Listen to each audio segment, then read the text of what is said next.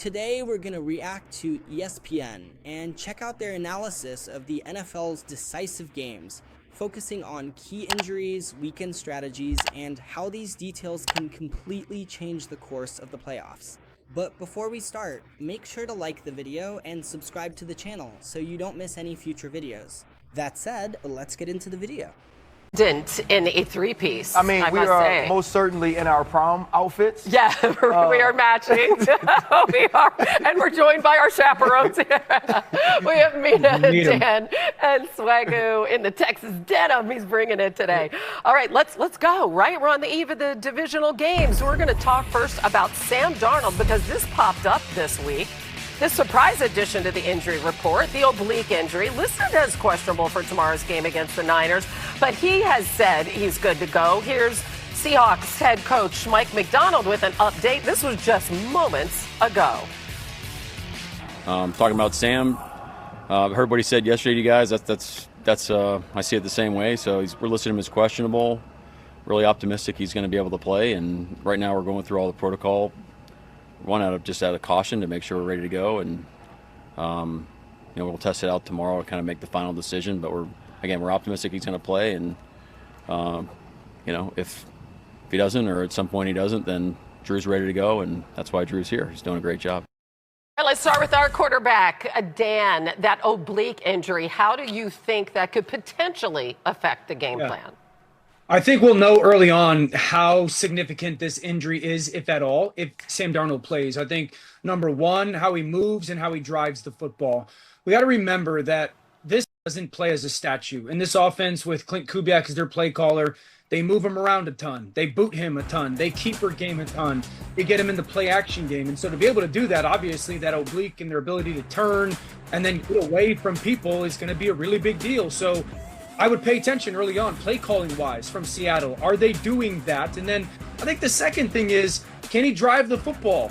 A lot of quarterbacks, when they drive the football, it's a torque. It's a complete turn of your upper body, really from the hips up. And so I think paying attention early on to just the play calls, do they fall in line with who Seattle is? Because I think if they do, that tells me they feel good about the injury. If they're a little bit more keeping him stationary, I think that oblique's got something to it. Well, the good news is I don't believe it'll strain his oblique to do what I expect them to do very heavily in this game, which is he's going to hand the ball off to the running backs. The last time these teams played in Week 18, Seattle ran the ball very efficiently. They used 2 running backs, 21 personnel. They put the fullback on the field at the second highest rate of the season, and when they did so, for 11 yards, they averaged over 6 yards a clip. This Niners run defense is a glaring weakness. Now, this is where Dan's point about the boots comes in. They did hit on a couple of shot plays off of play action off of that. And Sam, they do tend to put him under center and boot him. And so that would be something you would want to keep an eye on, as Dan said, because at some point, the Niners are going to get, when the Seahawks put 21 personnel, the Niners are going to add an extra linebacker, and there will be opportunities to throw. But I do expect a very run-heavy game plan because it is what worked in Week 18, and I don't see this defense improving against it. Yeah, MK, I agree with you. From the 2020 end, obviously, their plan should be the same, but this team has to get better in the red zone. This was a 13-3 game with some opportunities in that area of the field. Y'all not going to believe where Seattle ranks after Week 8 in the NFL in the red zone. They are third worst to the Jets and the Saints. And I'm not sure if that's the inability to run. Obviously, the field gets condensed, but Sam Darnold has to make good decisions when they do call on him to make a play with this arm in the red zone, not take those negative plays, but more importantly, get points. I think that's going to be critical. I don't know if, like we saw the San Francisco defense a few weeks ago, and we didn't think that they would have a shot to do anything in the playoffs based on how they played against the Chicago Bears. This defense is playing better, and the red zone is one of their strengths. So Seattle has to pay close attention. I expect it to be a low-scoring game like it was the first time. But when they get in the red area, they got to capitalize and at least get in the end zone once or twice. Yeah, I mean, both games, listen, you want to hit the under on this if you have the option. But because the games were so low scoring, Swagoo mentioned it, only 3 points on the board for the Niners 2 weeks ago. No George Kittle. What can they do? I don't know.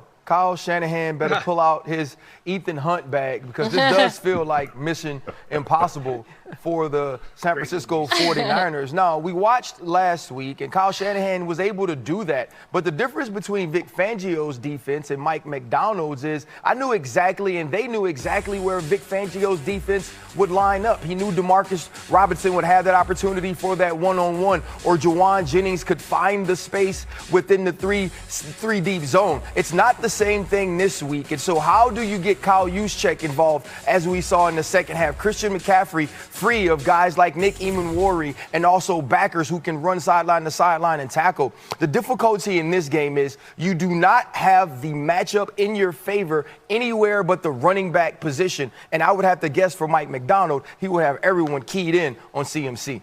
Absolutely. Maybe we'll see a Jennings to CMC fun, some trickeration like we did last week. But let's check out our picks. And I hate to make you nervous, Mina, but not nervous at all. No. Off the jump. Okay. So, we're all, this is the gong. We're all, there it is.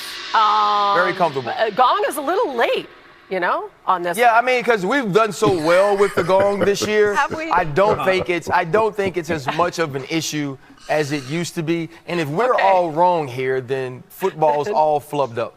And if we're all wrong, the Niners have pulled off the impossible yet again. All right, the Hawks just a win away from their 5th conference championship game. They haven't been there since 2014. Okay, time now for some top stories. Starting in H-Town, Texans wide receiver Nico Collins has been ruled out for Sunday's game at the Patriots due to a concussion. Oh, no. Collins led Houston in catches, receiving yards, tied for the team lead for receiving touchdowns. RC said huge. That is a huge loss. Okay, Mike Vrabel said Patriots cornerback Christian Gonzalez is questionable heading into their matchup with the Texans. Gonzalez suffered a concussion in their win last week against the Chargers. And then we go to Los Angeles, where Matthew Stafford is dealing with a sprained right index finger. He is expected to play after being a full participant in practice all week. Good news for the Rams. Starting right guard Kevin Dotson is expected to start in this one. That's important. He missed the last 3 games with an ankle injury. And, well, Stafford's throwing hand that could be tested Sunday. It's going to be the coldest game, by the way, of his NFL career.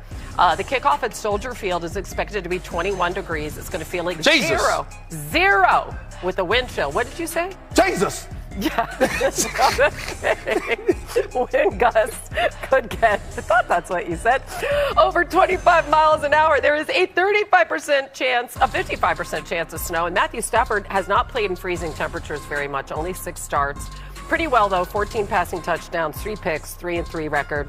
Here's his head coach, Sean McVay, on the game plan for the weather. I'm going shirtless, Gary. No, you know what? I will say this. Matthew, since he got here, he introduced me to the wetsuit stuff, so I'll wear that. Maybe I'll have a heated vest. I've had some guys that have had that, so I try. Here's what I do know. I can't think about too many things. I trust whatever Brennan Berger's got ready for me. I'm going to actually get with him after we get done with practice today. He'll show me everything that he's got. Usually it's a thumbs up, and so it's not going to – hey, listen, I don't give a crap about me being warm or cold. That doesn't matter at all. It's about our players, but Berg takes good care of me. Shout out to Brendan Berger, the Rams Senior Director of Equipment, getting Look at Marcus's face. Look at Marcus's face. What's wrong with your face, man? Are you just thinking He's so scared of cold. Brother. Yeah. Brother, Not for you. Y'all know how I feel about this. Marcus, we gotta get scuba suits. You and me, year. matching scuba suits. We had a game last year in Kansas City. You're not supposed to play in this. I will stand on that hill and down that hill. You are not supposed to play in anything that feels like 0 degrees. Oh my gosh! Postpone the game. The first time I met RC was in that 2010 Super Bowl. Miserable. It was the Ice Bowl in Dallas, and you were walking around in a sleeveless shirt. Yeah, because it was early. I wasn't expecting that. You were trying to prove he was tough. Nobody had bought coats. We were all scrambling for coats down there. This is a tough challenge for that Bears defense, because you know what is going to heat up? That's that Rams offense. Yeah, absolutely. And I think this game is about personnel and identity. And I know Mina will understand this as well. You watch the Chicago Bears really shift identity in the second half of this game against the Green Bay Packers. Yeah. And we also saw the Carolina Panthers do the exact same thing against the Rams last week. They brought more pressure than normal. They played more man-to-man on the back end than normal. And so I'm wondering who Dennis Allen will want his team to be throughout this game. And I think the other thing that's going to be big, especially when I see the weather, is matching up against the Rams' 13 personnel. They can do everything out of 13 personnel. Run the ball, play action, involve Puka Nacua in quick screens, and also deep passing down the field and through play action. And so to me, it's going to be Dennis Allen's ability to stay sort of up to beat with Sean McVay and what he wants to do with his personnel, starting with Puka Nacua. RC, when you saw that it was going to be 0 degrees, you said, Jesus. There's a verse in the Bible, Matthew 18, that says, where 2 or 3 or more are gathered, I am there. I am there. They better gather 2 people. I am there. Yes, sir. Absolutely. How do you gather enough to stop Puka? Because I think the thing that makes him so challenging is the way that Sean moves him in their offense. Does he try to double him up in the field of play? Not in the red zone, maybe. But does he try to double team Puka 20 to 20 to try to force Matthew Stafford, Devontae in the middle of the field, or some of those tight ends? But you better put bodies on him, and you better tackle him once he gets the ball. I ain't gonna lie, D.O., you right. It ain't gonna be, but I know one person not gonna be worried about the cold. I don't think Puka Nacua cares whether it's 100 or 0. I don't think he's gonna know about if it's cold or not. He don't know. Yeah, like he does not know. Yeah, Puka don't care. But when you, I think about the Carolina Panthers game, and you look at the Rams, and they kind of got back to what people forget sometimes can be their identity. RC, you mentioned 13 personnel, but when this team had to have a drive in the fourth quarter, they went to the ground game and they stayed with it. It's almost like Sean McVay was like, look, we're going to possess the football and we're going to churn yards until we get our opportunity to make that play. This is the sequence that you're watching right here. This was back passing. As good as Mike Jackson was playing, as good as JT Horn was playing, when they went to this, it gave of what you get. Now you get an angle route from Kyron Williams because you've now baited the defense and you get 6 on the drive that they had to have. So I think, with the weather and the wind gusts, more importantly, you see the quick screen game. You see getting the ball out of Matt's hands quick and let guys make run after catch. But more importantly, don't forget that this team's staple at times can be a physical run game. Yeah. And I think you got to carry that with all of the conditions. Yeah, look, Dan, I obviously don't know the Bible as well as you, but I do know another verse in Matthew myself. That is the Lord's Prayer, and that's what Dennis Allen is going to have to lean on to stop this 13 personnel run game, guys, because it is such a mismatch. When the Rams put multiple... You got to pray. It is in Matthew, right? Pray in this way. Our Father who art in heaven, hallowed be thy name, because when they put 3 tight ends on the field, we cannot stop them. Statistically, the Rams have the best success rate in football. The Bears' defense, when teams put... I'm trying to stay serious. When teams put multiple tight ends on the field, one of the worst. When they especially love what they do with Blake Querim running off tackle on those duo runs. And Ryan, you referenced the game plan against Green Bay. They started crashing the edges. If they try to do that against this blocking group, I just don't see it ending well. I think we're going to see a lot of the ground game, especially with the weather, and I think the Rams are going to have a lot of success. I mean, we're saying prayers. I'm passing the collection plate after this show. The collection plate. Where's Drewski? I feel Donations. like Donations. She said she couldn't have. Adam Schefter. The Giants and John Harbaugh are still working through the details of their contract, and it's not yet done, per sources. The final issues are not over money, it's over language. There's no derailment, and nothing has changed, one source said. Talks continue, and the two sides are working to get it across the finish line, and you can certainly see why the Giants want to get this done. New York and Baltimore, different paths since Harbaugh got that Ravens job back in the day in 2008. Baltimore has run roughly 20% more of their games than the G-Men, 3 times as many playoff appearances, but of course only 1 Super Bowl. The Giants won 2 under Tom Coughlin. Swagoo, how do you like this Harbaugh fit in New York? I like it. Look, knowns are always a plus in the NFL. And we know that John Harbaugh is a really good coach. We know that he's organized. We know that he's had a tremendous amount of success in his previous stay. And it feels like the Giants have been in this revolving cycle of trying to figure out who that guy would be. The contract probably is going to be built in order for him to build this team and give him enough time to do so. So I like the hire. Everybody I thought would be a fan of wherever John Harbaugh decided to go. But it feels right in New York. It feels like a coach that's older in his tenure. He has cachet and, more importantly, stability in this organization, and a coach that can walk into Joe Schoen's office and say, I need this, without any pushback.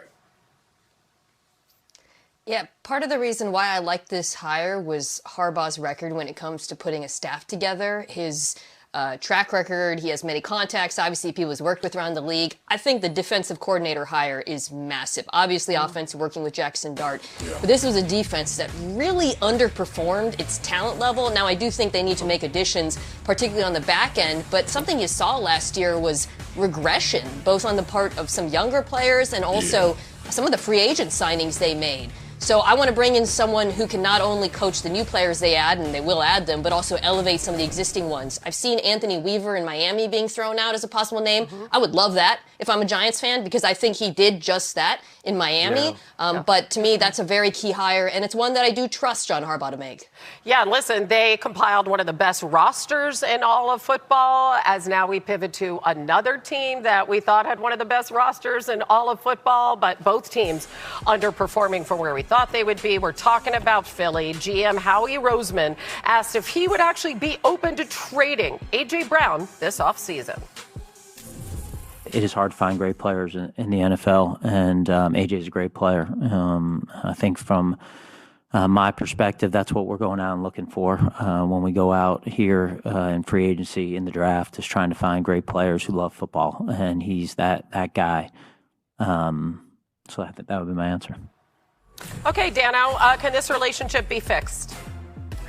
Of course it can be fixed. I think Howie Roseman completely understands the reality of how rare of a physical talent A.J. Brown is, but I'll use his words. He says he's a great player. A.J. Brown had a career low in yards per catch this year at 12.9. So Howie Roseman has to answer the question of why. Why was that the case this year? Is that because the player has fell off? Is that because the quarterback didn't perform to the proper level? Is it because the offensive coordinator was fired? And if the new offensive coordinator comes in, do they believe AJ can get back to that 15 yards per catch type of receiver? If they do, I think you try and keep him, but he's going to want out if not. Yeah, talking about an important hire, that OC hire. All right, let's go to Kansas City, where quarterback Patrick Mahomes spoke yesterday for the first time since suffering that torn ACL. It's been going great. I mean, obviously, I think the long-term, I want to be ready for week one. Doctor said that I could be, but I can't predict what's going to happen throughout the process. But that's my goal, and so I'll try to prepare myself to be ready to play in that week one and have no restrictions. You know, you want to be out there healthy and giving us the best chance to win. And so, obviously, hopefully be able to do some stuff in OTAs and then get to training camp and hopefully be able to do a lot there. So I'm excited for the process. It's a long process, but I'm excited for it. So, RC, let's say he's back by week one. How good can they be next season? Well, I think the Kansas City Chiefs have to reformulate how they approach football. They need to build protection around Patrick Mahomes, which they have been trying to do. We obviously have to wait for Travis Kelce to make a decision, and I still believe they need a running back in the backfield that can make a difference, like a Jeremiah Love from Notre Dame. There you go. If you can get some of those things around Patrick Mahomes to take some of the pressure off of him being Superman each and every week, then I think this team could be good, because we know what he's made of, and also head coach Andy Reid. Jeremiah Love to Kansas City. Just project that. Expected to play Saturday at Denver. Oliver is making a return after being placed on IR following week 8. So welcome back as we turn to Josh Allen and the Bills.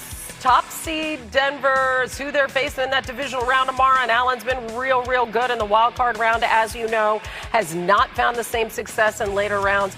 Just 2-5 as a starter, 6 fewer pass attempts, 2 fewer yards per pass attempt. So, RC, get that Superman cape dry cleaned and ready again, right? What does he need to do? I mean, right now he's screaming like Kevin Hart, help me! But what he's asking for in that help is Joe Brady, James Cook, and the running backs. Can we get this run game going against a very stout Denver defense? We didn't see that last week, but we saw Josh be able to create some deep throws with Brandon Cooks and obviously Dalton Kincaid on the screen and go. That's going to be less available this week. Normally it's where's 21 on the other side because you have a matchup win there. They don't really have that this week with the Buffalo Bills. And so it has to start with the run game. And for me, I want to see half rolls and boots and meshes to get Josh out of the pocket, but also create some easier throws by running some of these players through the traffic and attacking the linebackers with the tight end position, which going into this week probably has Josh's best pass catchers. Yeah, a lot of folks don't necessarily trust Bo Nix yet, right? Yeah. Because of the inconsistency. Well, I think that's the point you made, though, about the divisional round. Right. Normally in the divisional round, guys like Joe Burrow and Patrick Mahomes are waiting. They aren't there this week. Yeah, and so, Mina, on the other side, give me the blueprint, okay, for this Broncos offense. Run the damn ball. It's not that complicated. I mean, last week, I'm telling you, every Bills fan on earth was thrilled that the Jags stopped handing it back off to their running backs because they were gashing them. I do think Ed Oliver returning could potentially help this Bills run defense, but to be blunt, they have not been good for the entire NFL season. And the Broncos run game, while not particularly flashy, has improved as the season has gone along, particularly in efficiency. I do think Jaleel McLaughlin adds a little bit of juice to that backfield. I think the Broncos have very underrated skill players when it comes to blocking. So if the Bills play them light, they'll be able to move bodies. And I think Bo Nix adds to that. Dan, we've seen so often this Bills team in the red zone struggle when quarterbacks use the option, the edges crash, and there's opportunities there. So I think Bo Nix using his legs will also be a part of that. But if I'm Sean Payton, I'm going very run heavy given the opponent. Well, I understand the run heavy given the opponent. I also go a little bit run heavy because I think that this is a bad matchup pass game for the Broncos offense, Bills defense. They're going to make Bo Nix look at so many different things. Yes. He struggles when he has to think. Like, that's it. That's the truth, okay? So the less that you're asking him to think and read against all these different zones and cover changes, I think better. Two things that I also agree with Mino when it comes to their run game that I would pay attention to. How many different things they get into their 4x1 personnel and utilize. And then I agree, MK, like, while Jacksonville ran the football on the perimeter well, one of the things that's part of this Denver offense is they want to get the ball to the perimeter now. Yeah. These RPOs, these 4x1 perimeter screens. I think you can live in that world a little bit where it may not be this downhill, quote-unquote, perimeter run game, but I still think getting the ball out on the perimeter quickly is a big deal. But I think a huge part of this is if Sean Payton asks Bo Nix to dissect this defense and diagnose this Buffalo defense, I think you set him up to fail. Yeah, and here's the thing. Ed Oliver is coming back. Swagoo, we saw you perk up a little bit at that news. What kind of difference do you think that makes? There you go. Well, look, if he's fully healthy, and I'm assuming that he can do a lot and be close to who Ed Oliver is, hopefully it's fresh legs as opposed to being a little bit rusty by not being on the field. But more importantly, we saw this Buffalo Bills defense last week thrive on big plays. That's how they beat the Jacksonville Jaguars from a defensive standpoint. Yeah. They made a bunch of big plays. So when you think about having Ed Oliver back, not only should it help you in the run game, but one of the issues for this Buffalo team has been interior pressure. Mm-hmm. And in order to get Bo Nix moving off of his spot when they do try to drop him straight back, I think this goes a long way. Y'all know how I feel about three techniques in the playoffs in critical down and distance situations. So if Ed Oliver can come back and be who Ed Oliver was before this injury, this is a major boost to this defense, because last week we saw the reincarnated Tre'Davious White come through with huge play after play after play for this defense. Now you add another guy into the mix, and I think Ed Oliver can be a difference maker if he can really go. You know what I like what Dan does? Because he talks with his hands out here and slow, he was basically like, don't try to make Bo Nix be smart. But the way he said it was so football-y, and X's and O's, it was cool. But he struggles when he has to think, Ryan. That's pretty clear. The tape is what the tape is. I'm a fan of the young man. That he's better when he reacts. He gets confused. Better when he reacts. Yes. Okay, let's Po take baby. a look. That's what my grandma would say. Po baby. Po baby. Dan, I want to stretch your brain a sec for this play sheet from DraftKings Sportsbook. Okay, over under 214.5 passing yards for Bo Nix. Yeah, I'm going to go under. One, because this Bills defense has given up over 200 yards passing to two quarterbacks since October, Patrick Mahomes and Joe Burrow. I just don't think that's the formula, nor this is a good enough pass game to get there. James Cook, I'm going under as well when it comes to the rush yards. There's been one back that has gone over 70 against this Broncos defense in the last 8 weeks. That was Josh Jacobs. He had 73. Only one guy eclipsed 100 this year, and that was Jonathan Taylor from the Indianapolis Colts. It's a very, very good run defense. Anytime touchdown. I'm going to go Evan Ingram down in the red zone with some of the escapability and the playmaking element that he brings to this offense. I know Marcus talked a little bit about red zone performance before. Mina talking about Bo Nix's legs. When Bo Nix scrambles in the red zone, he either takes off or he finds Evan Ingram. I like it. He has a playoff touchdown already and some experience there. A $10 bet wins you $200. News now for New England, and this is definitive.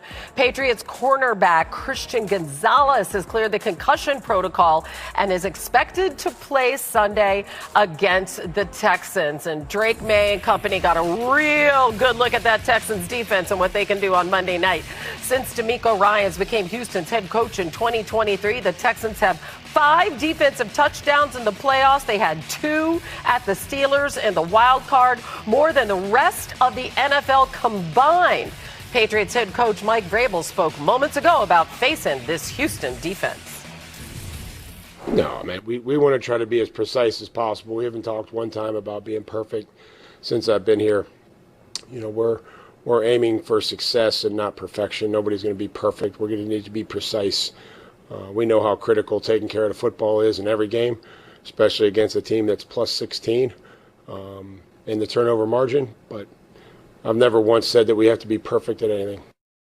You don't necessarily need to be perfect. You do need to be precise. But every now and then, you need to be able to go above and beyond the X's and O's with athleticism. Let's look at the different ways the Houston Texans can get people around the ball and why Drake May being able to run, utilize his legs, will be huge. Here you see the Houston Texans. They're going to go strong with 3 people to the right side of the line of scrimmage. They know that that's going to make the Pittsburgh Steelers bring a man here, bring a man here, bring a man here, bring one here, and block out, which is going to leave Will Anderson one-on-one with the tackle. And what we're going to get from the Houston Texans is this. We're going to get Sheldon Rankins is going to get his one-on-one here, and then Will Anderson is going to attack on the outside, and this is how they get multiple hats to the quarterback. Now, you see on the rush, you have exactly what you want if you're DeMeco Ryans' defense, a one-on-one here with Sheldon Rankins using his power rush and bulldozing and bull rushing the guard. And now Will Anderson Jr. on the outside using his speed to get to the quarterback. Now, they make the play, and I'm going to pause this just for Marcus, right? When we pause it, let's go back a little bit, and let's look at Sheldon Rankins. He's not a guy that's bending just at the waist. Look at the knees. Look at the hips. Look at the ankles. That's the type of athleticism that we get from the BMBs. And now he gets the ball. He gets it to the end zone. And that's 2 weeks in a row. D tackles of the Houston Texans have been in the end zone. Now we're going to watch the Los Angeles Chargers rush Drake May. You're going to get a tackle stunt here, and it's going to be a pick, which is going to get one of those guys free to the inside and another to the out. Now, you see when we get the junk here is going to allow him to get free, and now we'll get right to the quarterback. Watch Drake May maneuver in this pocket and get out of this. This looks like a dead quarterback, a quarterback that shouldn't be able to make a play. He will have some of these situations against the Houston Texans. With his athleticism, breaks 2 tackles, gets out of the box, and now he gets a gain of 8 yards, almost a first down. Later in that drive was a touchdown pass to Hunter Henry. If Drake May can make some of these plays against the Houston Texans, they struggled against quarterbacks that can utilize their legs. Well done. Swagoo, your thoughts? That was phenomenal. Yeah. That was phenomenal. I have such great feelings because the defensive line was put on display by DB. That's number one. We are absolutely making strides as the big fellas. But I agree. I agree, RC. I agree. The secondary play is how you beat the Houston Texans. You're not going to line straight up. and go down the field on this football team. We've seen enough of the sample size and enough of the work to understand that it's going to take special plays in order for you to have success. They played Josh Allen earlier in the season. Josh Allen only had one run that went over 5 yards. It was a 14-yard scramble in the fourth quarter on a critical down, and that was because the edge was messed up after Will Anderson took an inside pass. So I 100% here it is right here with the Josh Allen play. This is how you're going to have to play as a quarterback. This is not going to be one of those. This will be Drake May's hardest NFL game he's ever played in his life. And it's not because of complication. It's because of the talent. It's because of the speed. And it is because how these guys run to the football. And when they get there, it is bad intentions. Y'all, this game was 30-6. I love it. This game from the Houston Texans ended in a score of 30-6. And might I say that the Houston Texans offense wasn't explosive. So that lets you know all you need to know about what this defense can do in a game, and you just got to make sure that they don't wreck it. Not explosive. How about how many times they turned the ball over and they still had that score? Listen, Patriots D-line's coming off a big game too, Dan. All right, so which team is better equipped to handle that battle up front in this one?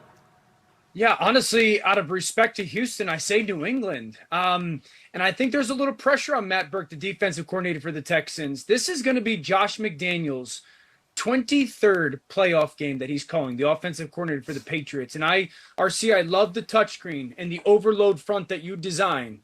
The one thing that I have absolutely loved about New England this year is every play starts with, how do we protect it?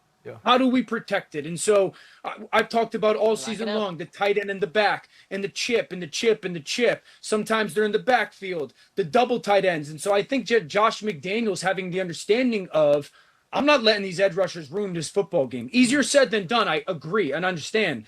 But I do think that he's got at least the experience. On the flip side, we watched Milton Williams for New England start to take the game over last week. Nick Caley, I want to see Nick Caley, who's the play caller for the Houston Texans, how he handles Milton Williams. Because this is probably the best defensive tackle, at least that they've played from a pass rush perspective, in a while. And you got to have plans for guys like this. This is not just we take the paper says the right guard blocks the left defensive tackle. No. And so I trust Josh McDaniels to have a good plan. I want to see what Nick Caley dials up when it comes to how he handles Milton Williams in obvious pass situations. Yeah, I think we're going to see a lot of jumbo in this game. A lot. Because first of all, to go back to your guys' discussion, I think both defensive lines have a matchup advantage here against both offensive lines.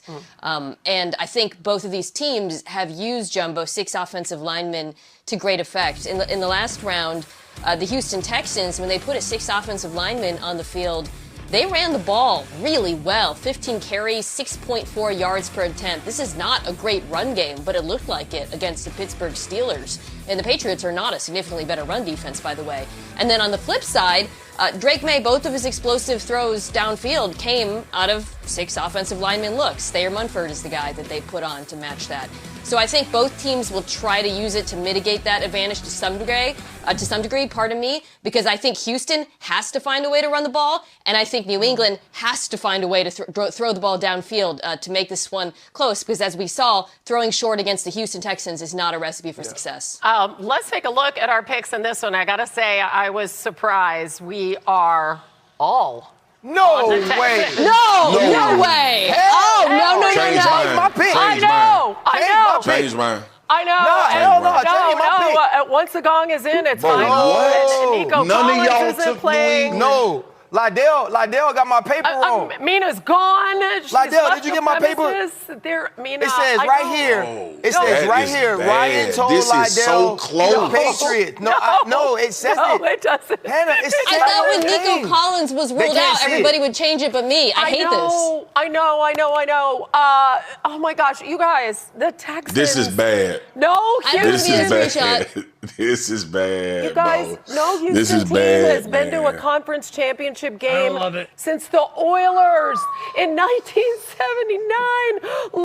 After all this, it's clear how every game now is decided by the smallest details.